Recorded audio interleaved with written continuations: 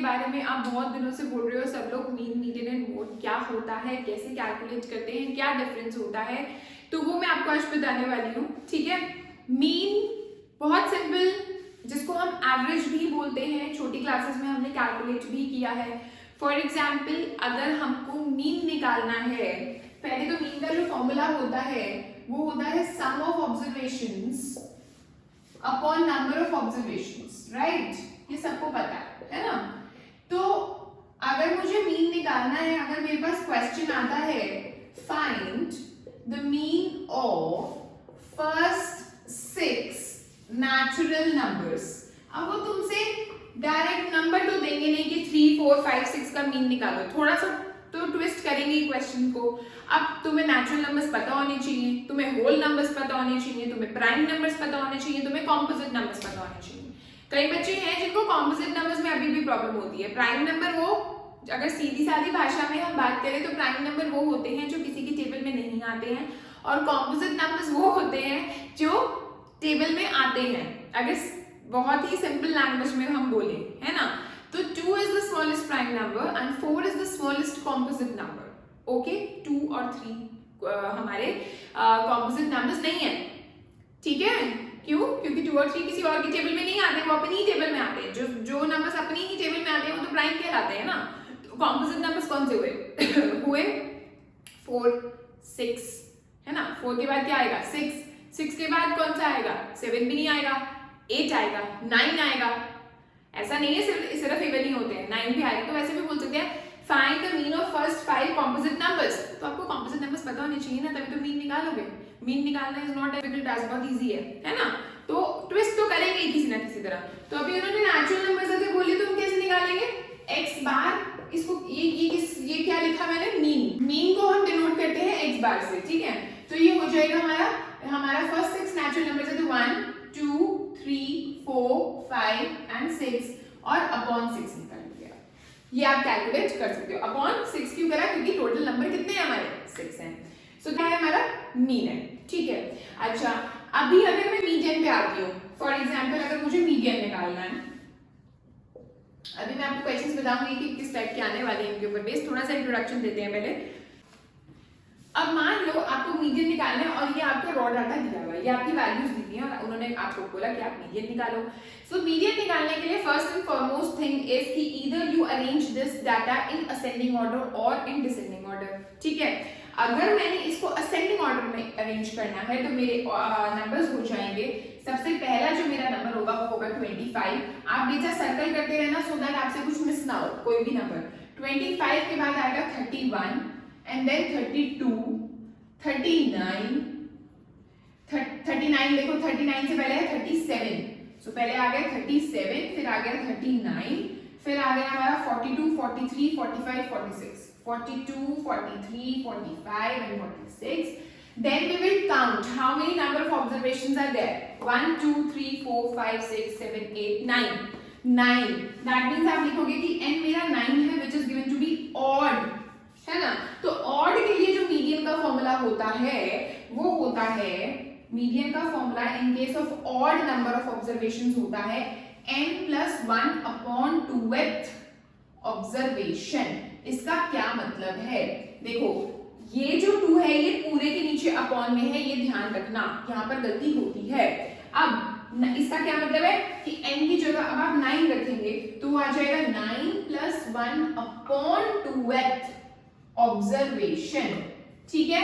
और 9+1 क्या होता है? 10, तो that means 10 upon 2th, that means 5th observation.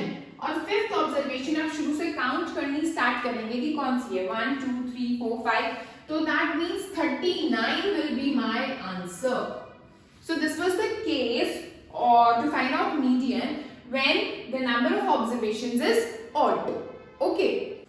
अब मान लो मैं क्वेश्चन को चेंज कर दूं और मैं एक और नंबर यहाँ पर लिख दूं विच इज 52, ठीक है? तो हमारा जब मैं असेंडिंग ऑर्डर में करूंगी, ठीक है, तो वो यहाँ पर 52 एक और एड ऑन हो गया नंबर। ऑलराइट, अब मेरे नंबर्स कितने हो गए? 1, 2, 3, 4, 5, 6, 7, 8, 9, 10 हो गए। तो मैं यहाँ से ये हटा देती हूँ 10 और यहाँ से ये ऑड भी हटा के मैं यहाँ पर लिख दूंगी इवन, लिखूंगी, है ना? तो जो हमारा फॉर्मूला होगा मीडियन का, that is going to be change now, and यहाँ पर होगा अब n/2th plus n/2 plus 1th। ये ध्यान से देखो, जो ये अपॉन 2 है ये 1 के नीचे नहीं है, ये सिर्फ और सिर्फ n के नीचे है, upon 2। This is the formula. Okay, तो अब क्या होगा, n/2 मतलब 10/2th, क्या होगा 10/2th प्लस यहाँ पर क्या आएगा 10/2 प्लस 1 है ना, तो 10/2 प्लस 1th अपॉन 2। ये बात समझ आई? ठीक है, अब क्या होगा 10/2 क्या होता है 5th और प्लस 6th, क्योंकि ये हो गया कट गया, एलसीएम लेने की जरूरत नहीं, हमेशा इवन ही होगा यहाँ पर, तभी ये फॉर्मूला अप्लाई होगा और ये दोनों हमेशा कट जाएंगे। So don't no need to take LCM now here. ठीक है, तो 5 प्लस 1 मतलब 6th अपॉन 2। अब बच्चों की गलती देखो, हमेशा क्या करेंगे 5 प्लस 6/2 11/2 5.5 इज द आंसर। अरे भाई वो तो फिर हमेशा ही आ जाएगा, नहीं, हमारी ऑब्जर्वेशंस का फायदा क्या होगा जो दिया हुआ है क्वेश्चन में। फिफ्थ ऑब्जर्वेशन देखो कौन सी है, 1 2 3 4 5, fifth and sixth. 39 plus 42/2, so it will be 81/2, that is 40.5 will be my answer।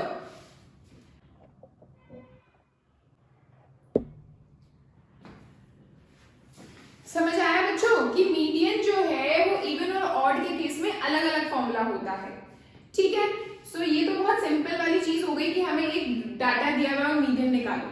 ठीक है, आगे मॉड क्या होता है, मॉड होता है the most frequently occurring data.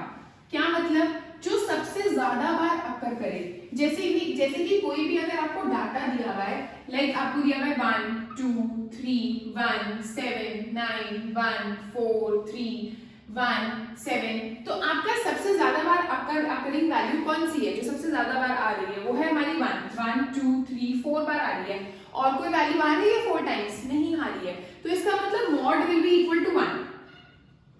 Mod क्या है, मोस्ट फ्रीक्वेंटली अकरिंग डाटा या value, most frequently occurring value actually. ठीक है, अच्छा, अब मीन, मीडियन और मॉड में एक रिलेशन भी होता है, और वो क्या होता है, mode is equal to 3 median minus 2 mean.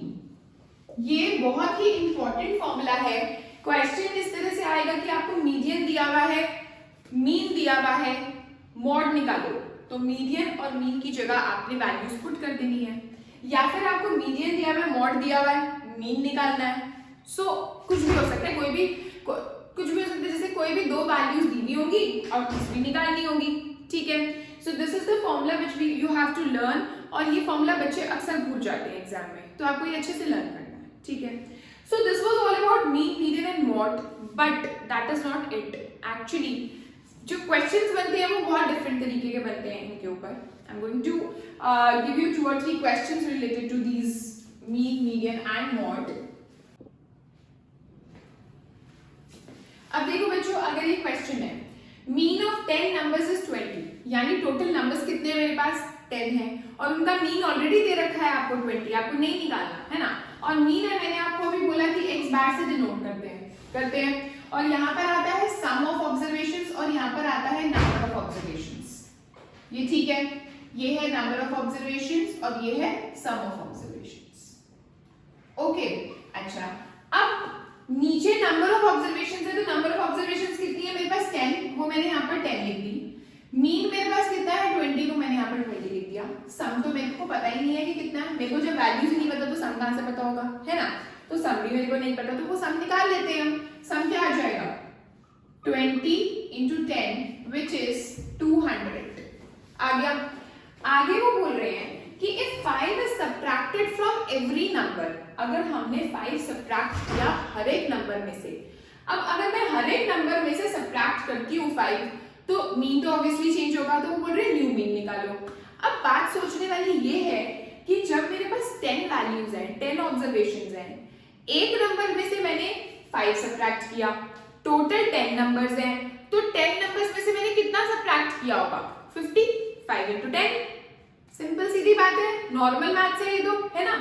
Right. तो जो न्यू सम हो जाएगा, न्यू सम नया वाला जो एडिशन होगा वैल्यूज का वो 200 से कम होगा, क्योंकि भाई हमने तो हर नंबर में से क्या सब्ट्रैक्ट कर दिया 5। जब हर नंबर में से 5 सब्ट्रैक्ट हो गया तो 10 नंबर्स में से कितने सब्ट्रैक्ट होगा 10 into 5 which is 50, है ना।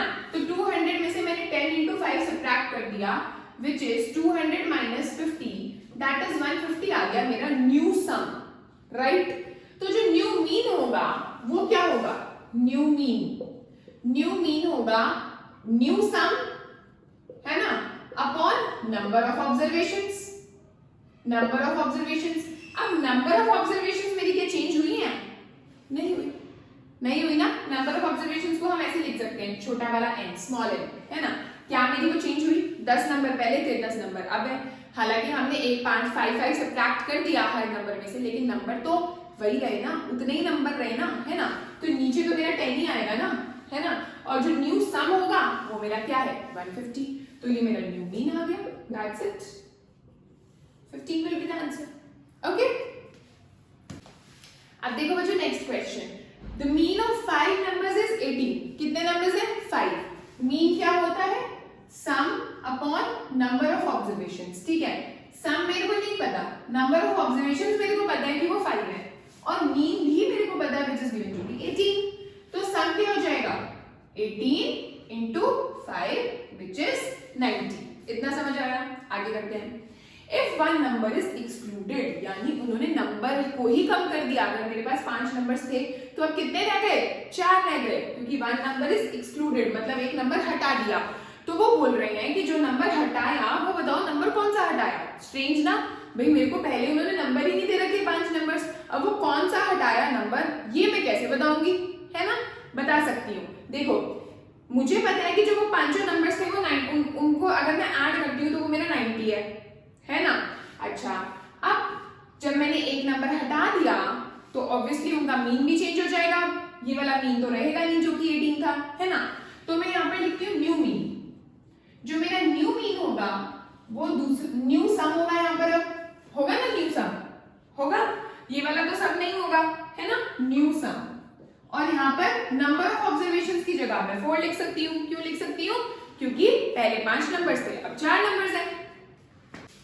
तो अब हम क्या करेंगे, ये जो न्यू मीन है ये मेरे को ऑलरेडी दे रखा है कि अब जो जब एक नंबर कम कर दिया तो जो न्यू मीन है वो 16 है, तो यहाँ पर तो 16 लिख दो, यहाँ पर न्यू सम लिख दो, और न्यू सम की जगह आप एक और चीज लिख सकते हो बच्चों, जो हमारा पुराना सम था उसमें से हमने एक नंबर हटा दिया ना, तो वो कौन सा नंबर हटाया मेरे को नहीं पता, वही मेरे को निकालना है, राइट। तो यहाँ पर सबसे ऊपर आप ये लिख दो जब क्वेश्चन स्टार्ट करोगे कि let the excluded number be x, या x ना लिख के a लिख दो, चलो ठीक है।